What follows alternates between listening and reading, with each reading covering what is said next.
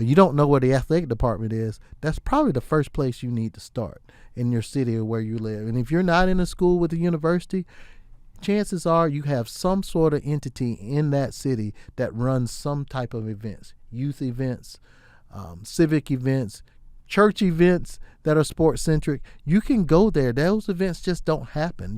People don't just show up at a field and they play an event. There are some operations that happens behind that, and you can get involved with that. And yes, it's going to start in many cases in volunteer, and volunteering turns into, getting a little gear to work, maybe getting a little bit of a stipend, maybe getting paid, maybe getting put on payroll.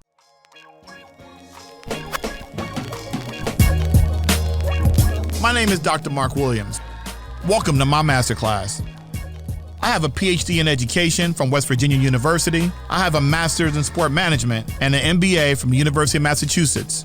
I even have an undergraduate degree in sociology from William Patterson University. And currently, I'm the Global Scholar Practitioner at HBCU, Florida Memorial University. But I also work for 3 of the largest sports brands in the world: Reebok, Champ Sports, and Foot Action. But I can't go anywhere without my Jordan 1s. Join me and my guests as we explore their rise to the top through adversity and challenges. It's time to help you find a hero in you. Welcome to my masterclass.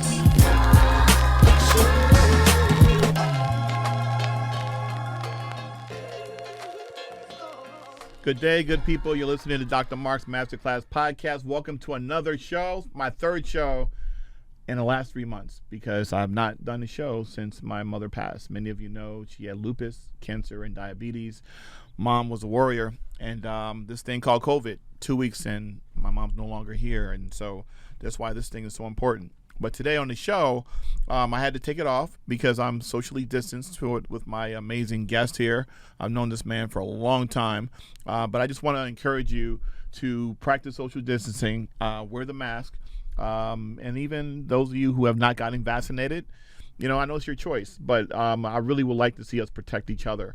I will admit I did not get the vaccination until my mother was diagnosed with COVID, and I got Moderna, and I did it, and I'm now fully vaccinated. I've not been sick, thank goodness, but there's so many people, over 800,000 people in America have lost their lives to this. It's very serious, and so even though the show's not about that, I'm making it about that to make sure that you're practicing social distancing and that you're saving lives.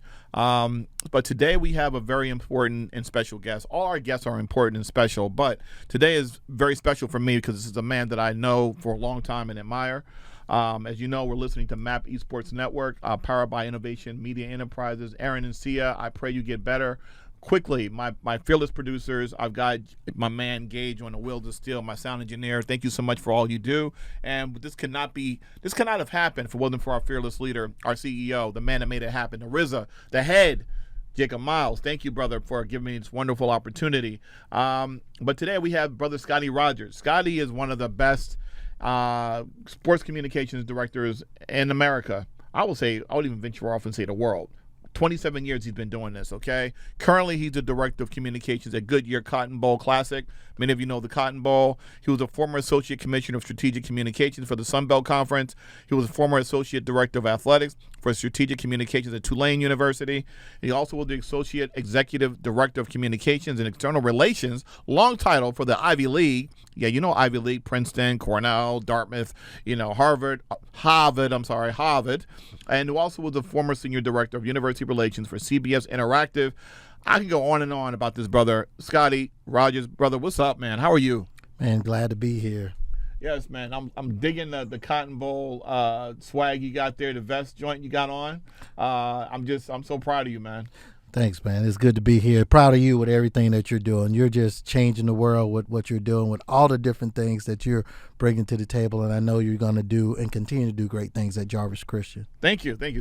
Shameless plug for Jarvis Christian here. Got to give a shout to President Newman and Dr. Pruitt, the fearless provost there. And, of course, I've got to drink my tea here. I got my sister from Taiwan, my girl, my baby here, making sure I drink my tea all the time. And I just want to say, man, we were in New Orleans before the pandemic, and we got a chance to see this guy named Zion we play. did. That was the last home game before the pandemic, and we were in the fourth, fifth row. Yeah. Head coach. What happened to the head coach? Yeah, Alvin Gentry. He's not there anymore. Oh man, yeah, Alvin Gentry, man, he was awesome, man. We were in the 4th or 5th row. We got there about 15 minutes late. You know how we do. We got there fashionably late.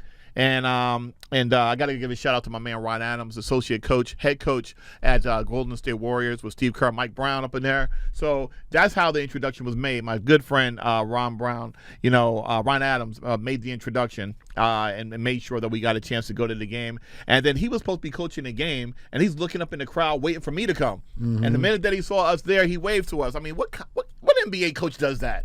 That's what we do. And got a chance to see Zion play. It was amazing. And then we didn't get a chance to see him play anymore, but other than the bubble. He was in the bubble after that. Absolutely. Right? So, man, and I'm just grateful to you as a friend. I appreciate all your support. And you're down here in Dallas at the Cotton Bowl. What is that like? You're the first African-American executive in the history of the Cotton Bowl. How many years has the Cotton Bowl been in existence?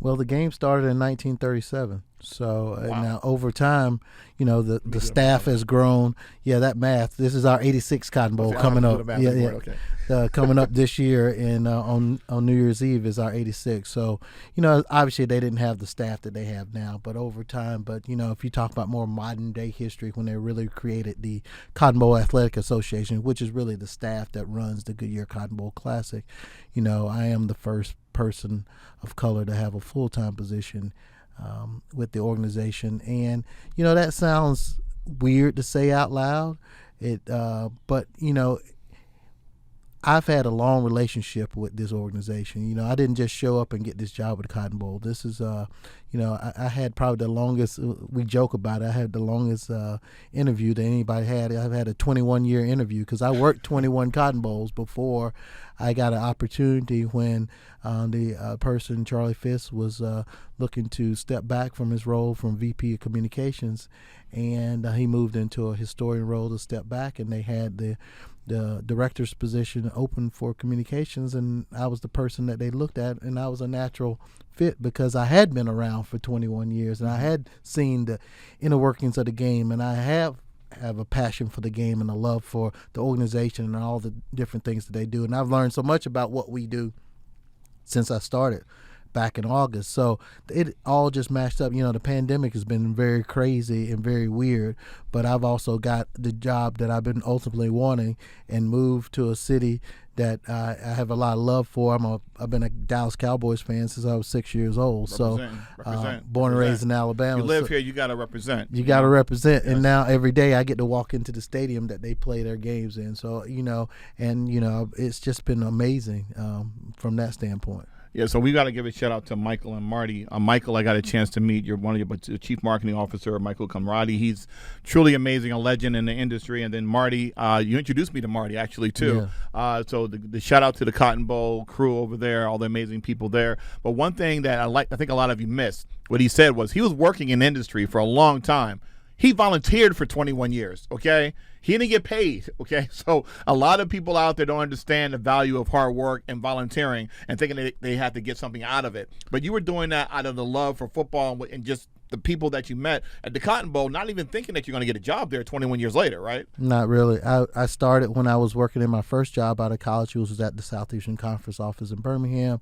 At the time I started there as an intern, had moved into a couple of positions, and I was working with men's basketball, which is obviously huge, but I knew early in the business that you got to always keep your hand on football, especially in college athletics, if you're going to grow and continue to be consider at the higher levels of the business. So I had met Charlie previously and through our national convention, and just went to my folks at the SEC office at the time and said, hey, can I go? I don't want to be the person from the conference office that just goes and attends and goes to the party. I wanted to go work the game. They allowed me to do that, and I did that. And then as I moved jobs throughout my career, I always let people know that, hey, this week in December, I'm going to be gone because I'm going to go work the Cotton Bowl. And, I never really got any true pushed back on that. I had a couple people, a couple of my bosses over the jobs that I had was actually enthusiastic about it because, like, hey, you can take our brand, and put it in a space that it wouldn't normally be in. So I thought that was really important, and it's a lot of fun. But I've been able to do that with a lot of events. I've been fortunate enough to work Kentucky Derbies, Final Fours, CFP National Championships. It's just been a unique experience, especially for a small town guy from Alabama. Speaking of Alabama, I mean, you attended the school where the great Nick Saban coaches. What was that like going to college at Alabama? It was a very unique experience. At the time that I went to school there, my sophomore year was 1992, which was the year Alabama won the national championship, beat Miami in the Sugar Bowl. It was the first year of the SEC football championship game. It was the first time a team had gone 13-0 because they hadn't had a conference championship game to play in. So it was a really unique experience, and that was my first year working in the athletic department as a student. So I got to be on the field for the last 8 minutes of that game. I was just there working on behalf of the athletic department, just doing whatever it took. I was 19 years old, so I would, whatever. You give me a credential, I'm going to be there. I stood in the press box during the game and got to be on the field in the game. It was really that game, and it was really a seminal moment for me that made me realize that I wanted to work in sports. And I just dug in from there. I spent 3 years as an undergrad at Alabama working in the athletic department. I found my senior year, we brought women's soccer back as a varsity sport, and I was the first communications director for the soccer team. And then that experience combined with all the other experiences I was able to have as an undergraduate gave me an opportunity to apply for and get the internship at the SEC. Mm-hmm. Now, tell us about that, because a lot of students right now, they probably are not familiar with how to go about getting an internship, and you worked there for 3 years.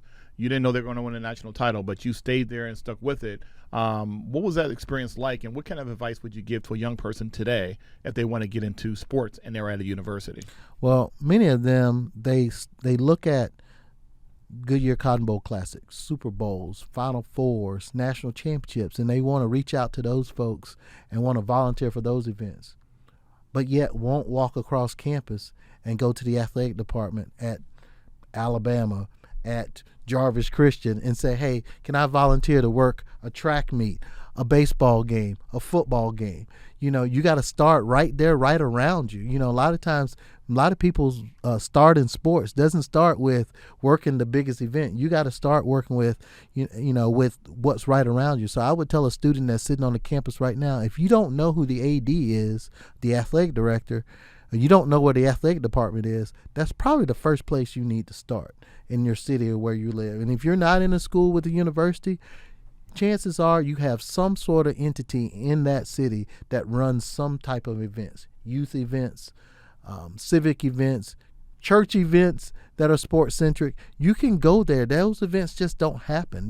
People don't just show up at a field and they play an event. There are some operations that happens behind that, and you can get involved with that. And yes, it's going to start in many cases in volunteer, and volunteering turns into, getting a little gear to work, maybe getting a little bit of a stipend, maybe getting paid, maybe getting put on payroll, and ultimately moving up the ranks and learning and getting to it. And once you get into business, sports, just like a lot of professions, is a very, very small circle, especially in college athletics. It's 2 degrees of separation. I can tell you, there's not a lot of people that I don't know or can't get connected to in college athletics, luckily from being around as long as I've been around. So to the young folks that are out there, I'm talking to the young folks that are out there. Talking to you. I'm talking to you. Make sure that you look at what's right in front of you. Don't worry about, I want to work for an NFL team. You're not going to work for an NFL team in the next week, in the next month, in the next year. You got to learn how to work events. I've been fortunate enough in my career, I've been around every sport. I've been around squash and lacrosse and rowing and fencing and track and baseball and softball and volleyball and many, many more before I got an opportunity to be involved with a New Year's Six bowl game. And this year we're a college football playoff semifinal game, so we're going to have 1 or 2 of the top 4 teams in the country. That just doesn't happen. You have to go out and learn about the business and learn about the ins and outs, because there's so many aspects to sports too. It's just my career has been built on the communication side. You can be an athletic trainer. You can grow up on the business side. You can grow up, and now social media is a big thing. Social media analytics is a big thing. Graphics, development, raising money, operations, games management, financial, and the business side. There's so many different aspects of working in sports, both on the college level and the pro level and the international level. So you got to find that area in sports that matches your skill set or your interest, and you can go do that. You mentioned marketing. What's up with that? What's up with that? Communications, marketing, events. He didn't mention that. My two areas. He didn't mention that. I didn't mention events. I'm just kidding. I just wanted to say that to Scottie. But marketing is another great area, and that area is growing right now because of what's happening right now with the creative side of the business, the digital side of the business. If you're a young person right now and you don't know what you do, but you're good on your computer, I know this podcast is about esports. Many people that work in esports, they're very good in cutting video. They're very good in designing, using various programs and platforms. You talked about Twitch. Not a lot of sports teams right now have taken their content to Twitch yet. Nope. They're getting into TikTok. They tried Snapchat, and the Snapchat, no offense to Snapchat, but they've kind of faded off a little bit in the sports space. But now TikTok is where everybody's going, and the next place is going to be is Twitch. And whatever else is coming up out there. I've gotten to know Twitch a little bit from the music side, more so than the esports side, because as you know, with Instagram and the rules that they have, a lot of DJs, especially in the pandemic, when they couldn't DJ in the club and the bars and the places. D-Nice, what's up, D-Nice? D-Nice, my man. Everybody ain't D-Nice. D-Nice had a special. I watched D-Nice hours upon hours upon hours on Instagram, and he never got cut. There was a whole bunch of them that they play 5 songs and they're getting dropped off. The D-Nice was the first one to do it at the highest level. D-Nice, if any of you don't know, was the DJ, famous DJ for KRS-One back in the day. D-Nice and I go back 22 years. That's my dog. So I'm not jumping on the bandwagon. I remember when he had 200,000 followers. Now he's got close to 2 million followers.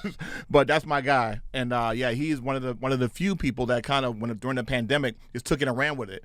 But yeah, you make a good point about finding your niche, and I think the pandemic really provided an opportunity for people to see what they can do, especially around podcasting and communicating on their feet. Now, a lot of people want to have podcasts now, but what do you think is one of the bigger opportunities with esports in terms of communications? Because one of the things that I thought was fascinating, I was invited to the 2K League Championships a few years ago, and I remember a gentleman winning MVP. He might have scored 27 points, and of course he's playing a video game. But a lot of old school folks, they think that basketball, football is really what sports is, not video games.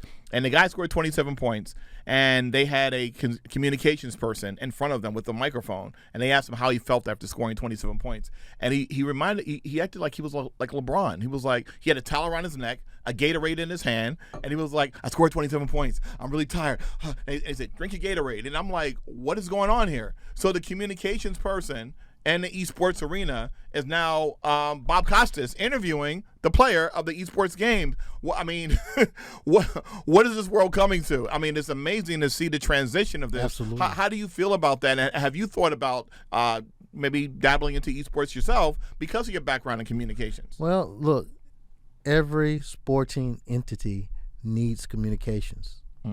So for those young people that are in communications and you can't find your niche in the primary sports, there are some uncommon sports, and I use that term in particular because we just had a panel. I'm a member of the Black Sports Professionals North Texas, and we just had a panel 2 days ago, early in September, about career opportunities in uncommon sports spaces.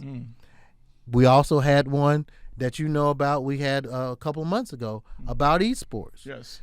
We're going to have one in October that's going to be about blacks in tech. The whole point is that sports this is not your daddy's sports. Yes. So if you want to get into the sports business, however you want to get in it, whether you want to be a creator on the gaming side, if you want to be in the communication side, if you want to be in the operation side, you want to be in the team ownership side, the team creation side, you want to be on the graphic side, you can take those skills. There's probably a lot of unemployed graphic designers, communications people, marketing people out there.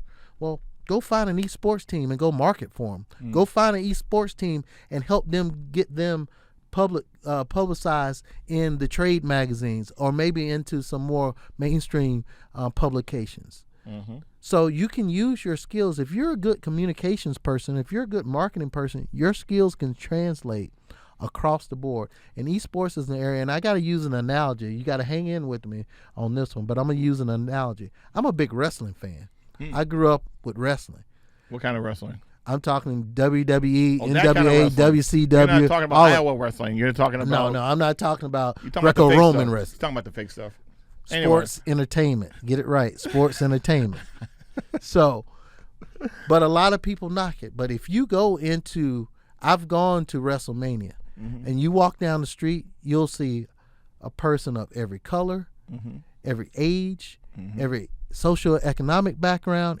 I was in New Orleans when I got to go to WrestleMania.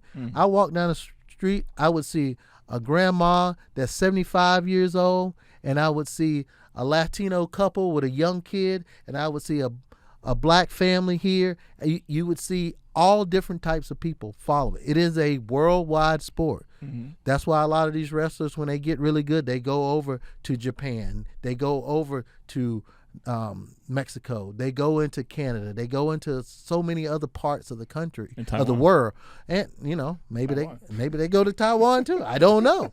But the point is that I use the analogy because esports could probably use some of the marketing tools that help wrestling get into its mainstream. Esports can use some of those same blueprints, I should say, to get into that same space. Esports have channels now.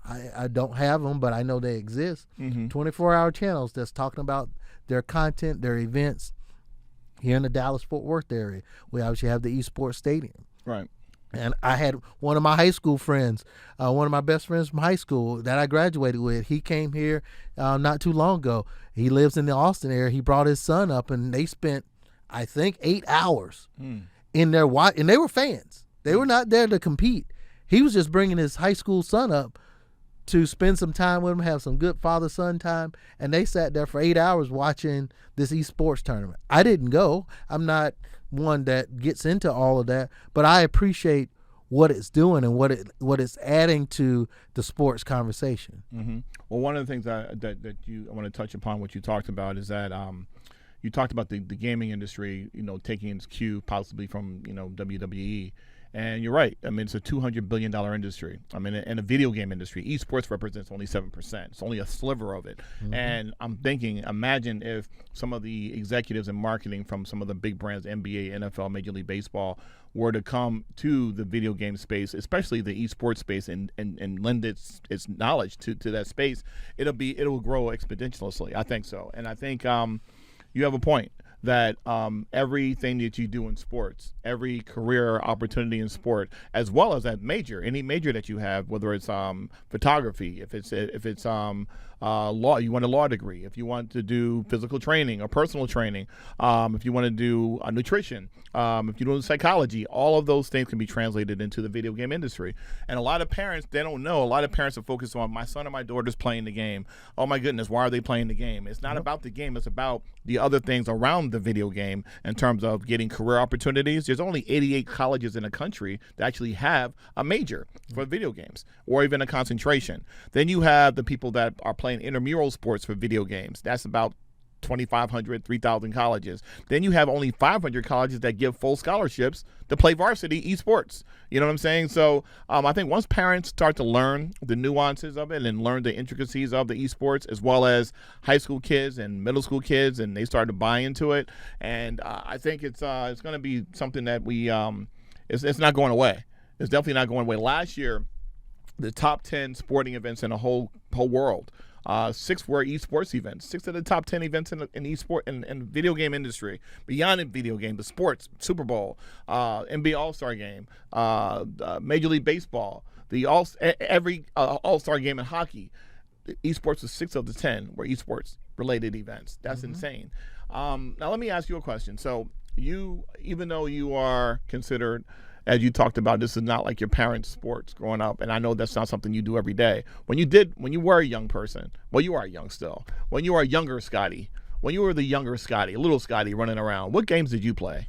You know, I did have a short time in life, that I was in games, because I go all the way back to Atari 64. Oof. My brother, who recently passed away, he was in the military, and he bought me an Atari 64, and then that graduated into Nintendo, and went all the way back with the Duck Hunt, and going into some of the first games I remember playing is Double Dribble. If you remember Double Dribble, oh my goodness, Tecmo Bowl. Oh my, which all that was pre-match. Television, Atari. Did you play television? Yeah, we had in television. I had the handheld games too. Oh, you mean the Mattel, the football joint and the basketball? I still actually have the actual machine, a tabletop Miss Pac-Man game that's about this size. Wow. So I remember as a kid, one of the times you have a lemonade stand. Right. Well, I upgraded mine, and I had a game playing lemonade stand. Wow. So I had my handheld football games and my racing game and my Miss Pac-Man,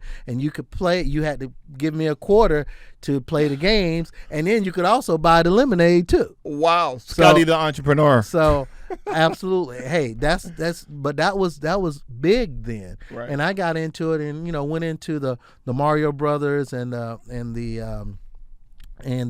Legend of Zelda. I kind of stopped, got to college into in the early 90s. Really the Madden. I remember, I know you're proud of your fraternity. I'm proud of mine, Kappa Alpha Psi. I remember in the frat house, we used to have these epic Madden tournaments. We would have a room, and it would be somebody's room, and they're playing the game, and you would just go write your name on the list, and there were people in there for hours on end, because it was you win. If you win, you stay. Yeah. You lose, you get out. Yes. Yeah. So if you won, and the Alphas always won. If you won, you just kept playing. You played 2, 3, 4, 5, 6, 7, 8 games in a row. Yes. You were not getting out of that seat until you lost. Yes. So, but also in all fairness, and again, I have to throw this shameless plug to your fraternity and fraternity row at University of Alabama. You have one of the prettiest fraternity rows in the world. So I know that it didn't matter if you won or lost. Their fraternity sorority houses are amazing at University of Alabama, and so I just had to give a shout out. Not a shout out to your fraternity, but a shout out to the fraternity row. No, I'm kidding. Well, we're looking to make sure to get our chapter back on in one of those houses at Alabama. You guys didn't have a we did have a house when I was in school. That's a whole nother podcast and a whole nother conversation, because my time in Alabama was very, very tumultuous as it relates to that. So we can touch on that one on a whole nother podcast. We can talk about. So Scottie was a pioneer in making sure that people was woke. Okay, yeah. I'd love to hear that. Well, we had a lot of awakening going on in the early 90s. They still got a lot of stuff going on there as it relates to that. So again, we can get into that conversation at another time. We're gonna stay on this topic. Yeah, we'll stay on this topic. I want to remind everyone you're listening to Dr. Mark's Masterclass podcast, my friends, on MAP Esports Network, powered by Innovation Media Enterprises. Aaron and Sia, my dear friends, get well soon. Gage, man, you're killing it out here with this, making me sound so good, even though I haven't done this in a while. And Jacob Miles, thank you for your amazing commitment. And we're here talking to my dear friend, Scottie Rodgers. We go back many, many years. He's the Director of Communications at Goodyear Cotton Bowl Classic. Scottie, tell everybody how they can get in contact with you. What's the best way to reach you? LinkedIn is probably the best place. I'm no, Mark on LinkedIn, but I got a few people that follow me. I get it in on LinkedIn. You get in. But LinkedIn is a good place. I'm on Twitter as well, but you can reach out to me.